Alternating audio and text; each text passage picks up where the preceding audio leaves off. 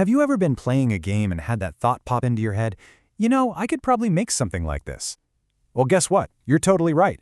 Getting into game design is easier now than it's ever been, and you absolutely do not need to be some kind of coding genius to get started. So let's break it all down and show you how to build your very first game using just a few simple but really powerful ideas. It really does all begin with one little idea. But I want you to think about making a game less like writing scary, complicated code and more like playing with digital Legos. Seriously, every single action, every character, every rule in your game world, it's all built by just snapping together these simple, colorful blocks. It's visual, it makes sense, and it is incredibly powerful. So let's zoom in on that one fundamental piece, the block. We're talking about amazing visual tools like MakeCode Arcade or Scratch. These platforms completely change the game by turning coding from something abstract into a fun, hands-on, creative thing you can actually see and touch.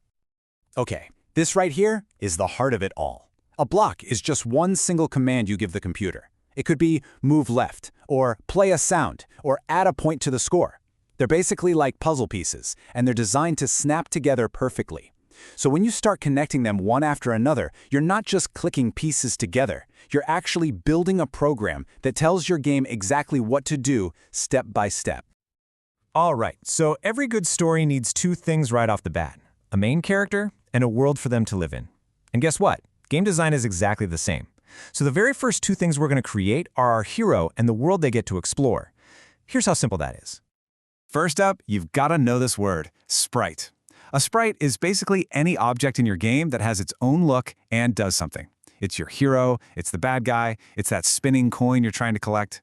And you know what the best part is? You can draw them yourself from scratch in a simple pixel editor that's built right in. You can make a little cat, a spaceship, whatever you want. And check out just how fast you can bring your hero to life. Step 1, you draw your character. Step 2, you drag in one single block that says something like "move my sprite with buttons." And boom, just like that, you can control it with your keyboard. And finally, step 3, you use another block to decide where on the screen it starts.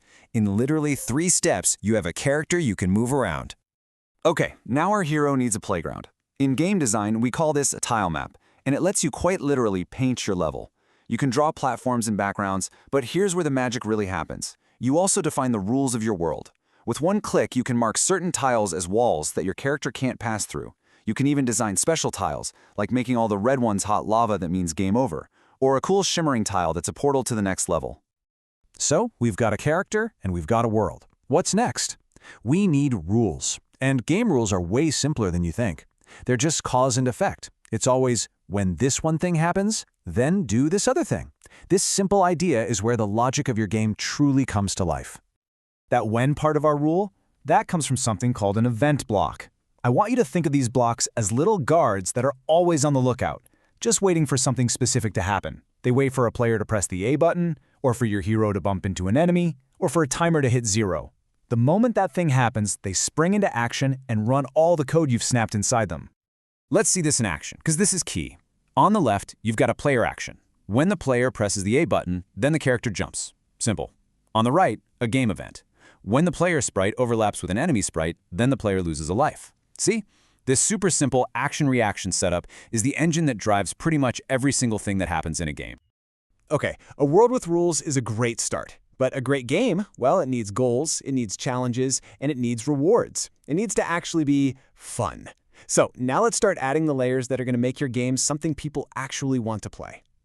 So how does a game actually remember your score or how many lives you have left? The answer is variables.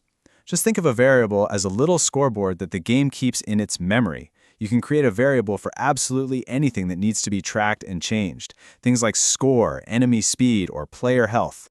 And this is where variables get really, really cool. You can combine them with time-based events to make your game more challenging as you play.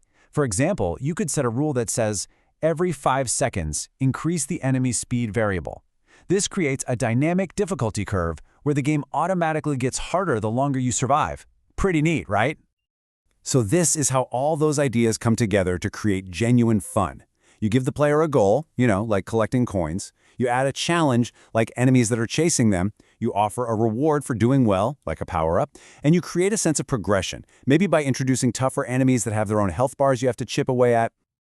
So, there you have it. We've basically taken apart a video game and looked at all its core components, from a single block all the way to dynamic difficulty. Now, let's put all those pieces back together into a simple recipe that you can follow right now. Here it is, your entire game plan in 4 simple steps. Number 1, create your hero. That's your sprite.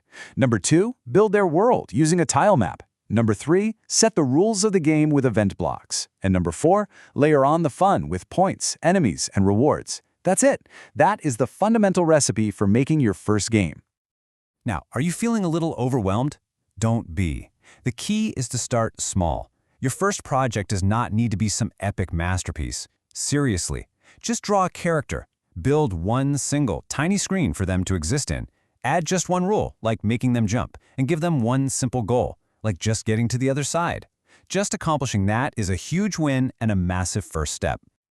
You now have all the fundamental building blocks you need to create entire worlds straight from your imagination. You know the recipe, you've got the ingredients, so really the only thing left to ask is, what game are you going to create first?